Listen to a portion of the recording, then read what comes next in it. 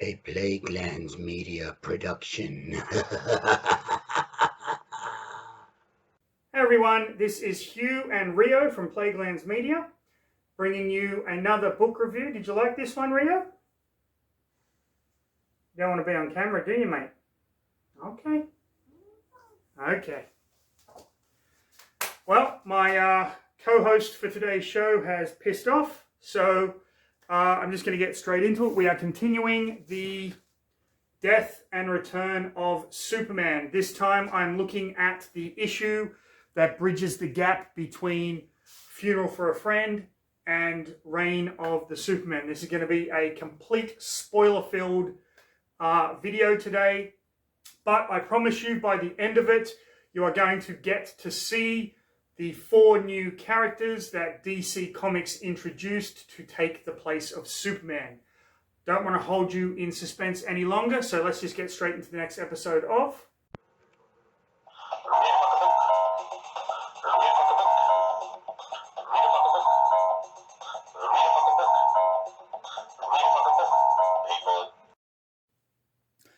So this is the issue that basically joins the Funeral for a Friend storyline to the Reign of the Superman storyline. And you'll remember in the end of the last issue, Jonathan Kent had a heart attack and actually flatlined. So here we see Jonathan Kent's hand gripping Superman's as they are trying to revive him in his hospital bed. Jonathan talks with Superman. Superman is trying to convince him, you have to go back. At this point, Jonathan sees Superman kind of confronted by 2 mysterious robed figures. Superman says, there's nothing you can do for me. You have to go back. And Jonathan says, no, I'm not going to leave you, and follows him into the light. They do manage to get a pulse, so he is not dead, but he hasn't come out of the woods yet. At this point, Lois comes to the hospital, meets up with Martha, and basically is just there for support. Gangbuster is doing his thing. He comes across some criminals, swoops down and beats the living shit out of them, using excessive force, as he is wont to do. At this point, the police show up. They see what Gangbuster is doing, even though they are appreciative of him. They don't like the fact that he's making them look stupid. One of them takes a shot and manages to hit Gangbuster in the arm. Gangbuster staggers on a rooftop and ends up being confronted by a cop and diving into the harbor to get away. Jonathan finds himself back in Korea during the time of the Korean War. He comes across a man who happens to be his brother. Now, his brother shouldn't be here.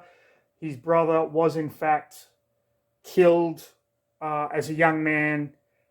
He was run over by a wheat thresher, of all things.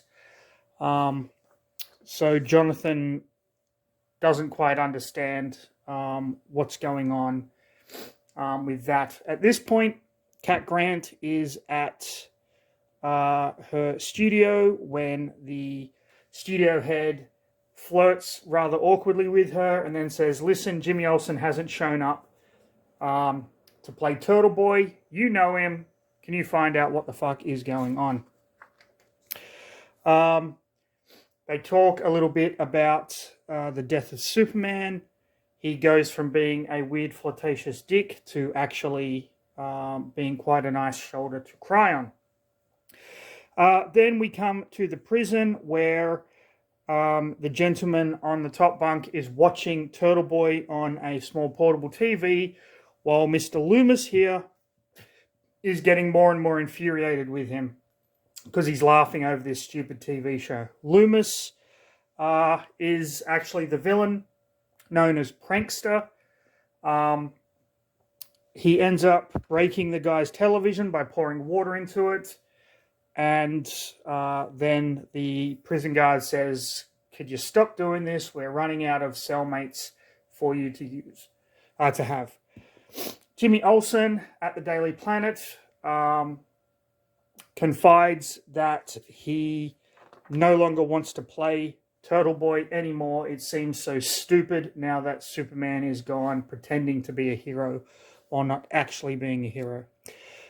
Lois and Martha talk about faith and having the strength to weather these tragedies while Jonathan lays there. He is still in his coma state. Going through the jungles, he falls into a pit. And while they're trying to rescue him, the other member of his platoon throws a rope down. And as he's climbing it, he realizes that it was a demon, and he is confronted by this entity that looks very Satan-esque. Basically tormenting him before throwing him into a pit where he finds himself in the vastness of space being confronted by the being Kismet. She talks to him about life and death and all of that other stuff, and ultimately sends him to Krypton, as he is aware of it from what his son has told him. He comes across a kind of like a funeral procession. And this is kind of like Kryptonian heaven, where they are chanting to the Kryptonian god Rao. Jonathan comes across it, tries to stop them, finally convinces, tries to convince, the priests that his son shouldn't die, or his son isn't dead. Gangbuster is found by this homeless guy who basically gives him his jacket and a bottle of whiskey to glub glub. Jonathan convinces Superman to fight back, which Superman does. He doesn't accept his fate, and he and Jonathan start to head towards this portal where Superman is grabbed by the ankle, but Jonathan manages to break him free, and together they fly back. Jonathan wakes up saying Clark's name, saying Clark is back, which confuses everyone. Lois heads back from Kansas to Metropolis, and on the way she sees a figure flying past the aircraft that resembles Superman. Once she gets back to Metropolis, she starts hearing all of these news stories of people that have been saved by Superman. They are all kind of telling the same thing, but with conflicting ideas of who or what it is. So she decides with the police to go and check Superman's tomb, and they find his body is missing again. Was that Superman that she saw in the sky? It could very well be. Now we move on to the part of this issue where the new Supermen are kind of introduced. So you have a bit of a gang war going on here. This chick, I believe this is White Rabbit, she blows up the building, trapping someone inside. That someone manages to break free. And we see that it is John Henry Irons, who will become Steel. And he says, gotta stop Doomsday in this beautiful splash page here. Next, we have this guy who is a carjacker. He tries to get away when he is confronted by someone. He shoots at them. They have a cape, the S. This person flies down. You can see there's plasma blasts around his hands, and he shoots the guy, and the guy dies. And we meet the second of the Superman, known as Eradicator. And it looks like Eradicator has actually killed this man. At Cadmus Labs, Guardian and some of the others manage to break out. They find the kind of the body missing and all that. They break out whatever was in here, or someone has broken out whatever was in here, and it's the kind of newsman and whoever it was. It's Superboy, but he doesn't want to be called Superboy. We get an idea from this that Superboy is a clone of Superman and was an experiment in Cadmus Labs. And then finally we have Metropolis waking up in memory of Superman, and this family is there looking at the memorial, and someone comes down. Who could it be? Cyborg Superman, otherwise known as Hank Henshaw in this iteration of him. And just like that, we are introduced to 4 new Superman. Is one of them the real Superman? Only time will tell. And we move into the reign of the Superman storyline, which is what I will cover next. So, what did I think of this issue? It was fun. I liked Jonathan Kent having his little coma trip thing. I liked the tension after he flatlined at the end of the Funeral for a Friend story.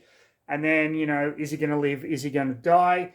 For a lot of people who maybe wouldn't have read this at the time, modern day iterations of Jonathan Kent almost always he is dead. So I thought this was a really interesting kind of storyline and a great way to kind of have Lois there when he says Clark is back, and then her going to Metropolis, seeing the figure in the sky, opening the tomb to find the body gone. What is a little jarring about this is that the coma trip parts are broken up with almost unrelated, an almost unrelated story of Gangbuster. I think it seemed to me that was in there just to like fill pages. Meeting the 4 kind of characters, Steel, Eradicator, Superboy, and Cyborg Superman. I think that was really fun. I like that, and I'm looking forward to continuing with the reign of the Superman storyline. So, short video today as opposed to the other 2, but I just wanted to cover this kind of mid-issue before moving on to a much bigger storyline. If you enjoyed the video, like, subscribe, leave a comment. Click the bell to get notified whenever I upload another video. But, yeah, until that time, stay safe, have a fantastic rest of your day, and as always, read a fucking book, people. See you in the next one.